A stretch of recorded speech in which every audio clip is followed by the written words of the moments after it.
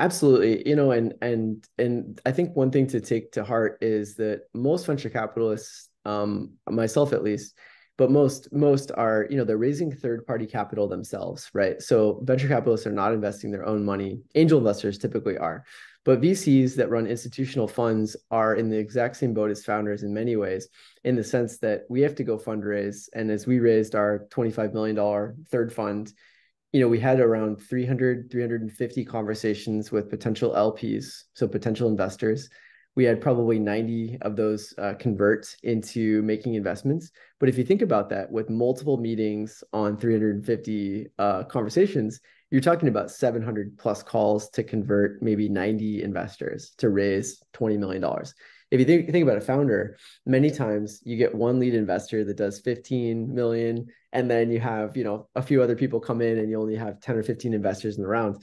And so one of my friends who's really fundraised 3 times as a founder and then multiple times as a VC, he actually said to me, hey, actually VC fundraising is almost a little harder than startup fundraising, which I know is not the answer people might like hearing, but it's I guess it's not easy on either side of the table. And so we both have empathy for each other. And so what I would say is the same way that when I experience rejection from an LP saying, I don't think your model works. I don't think that your style of investing is the right style of investing. I only want a very specific person that only does fintech and only does it in Germany and only does this. And you guys are way too broad. We hear all sorts of rejections, right? And I try to, of course, sometimes I get mad. Sometimes I go for a run. Sometimes I go to the gym. And I think you got to figure out your way of kind of letting the air out, and so letting the steam off. And of course, it's a personal thing. It's an affront to how you feel you're running your business. But I'd say like try to not take it personally. Try to find those escape valves of sports and other ways that you can feel good again. And then really it's about finding one investor that loves you, not a bunch of investors that kind of like you, right? And so take your time and have a bunch of those conversations because you're really looking for kind of a life partner. You're looking for somebody that's going to stick with you for the life of your company. And so those are some bits of advice. I think that the number of conversations it typically takes to fundraise is quite a lot. So we want to sequence those conversations where if you have your dream investor, you probably don't want to pitch them very first. You probably want to warm up with some people, get to know your story, listen to the feedback. And I think one thing that's quite challenging, as you pitch and as we pitch our firm, is you want to have conviction around your vision. You don't want to sort of be a kite in the wind, moving with every bit of feedback, right? You don't want to change your story every other pitch because the last person said, don't do this, do that.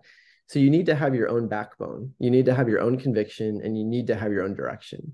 But you also need to repeatedly, if the repeated feedback is coming in and coming in and coming in saying what a certain thing, you also have to have the humility to then strong pivot your business, right?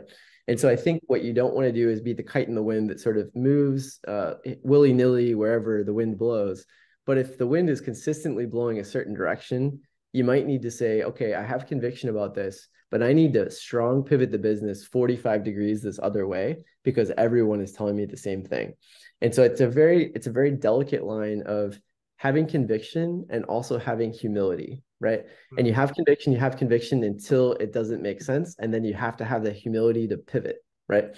And so I think that's, as you navigate these conversations with investors, that's exactly the dance that you're having, right? You want to listen, you want to be strong-willed and have a backbone, but you want to listen. And then if you're consistently hearing the same thing, maybe, maybe not one person is right, but 20 people might be right. And so if you're hearing that over and over again, about the market or the certain direction of the business model, those are things that could maybe improve the pitch, and so try to be open to that as well.